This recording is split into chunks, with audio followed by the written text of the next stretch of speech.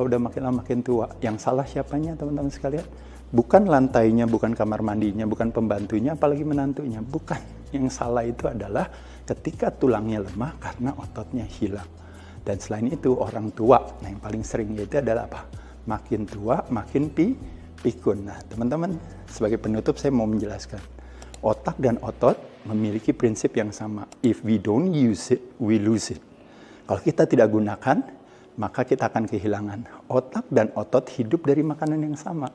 Yaitu adalah yang disebut dengan namanya signal atau stimulasi. Dan stimulasi 95% datangnya dari apa? Dari gerakan.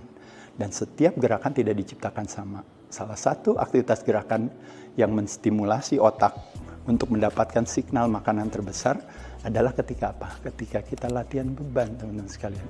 Jadi latihan beban akhirnya nanti secara tidak langsung bisa memprevent terjadinya yang namanya demensia, bahkan akhirnya nanti Parkinson atau Alzheimer, berbagai permasalahan-permasalahan umum yang menjadi balik lagi klaim BPJS Kesehatan. Jadi sekali lagi teman-teman sekalian, latihan beban juga tadi yang saya katakan kalau relate sama otak kita untuk bisa kita cerdas teman-teman, apalagi di Malaka Project ini, di kelas bakar ini teman-teman mau supaya biar pinter, biar punya pemahaman, punya inovasi, punya kreativitas, itu hanya terjadi kalau otak antara satu sel dengan sel lain, itu terjadi yang namanya koneksi.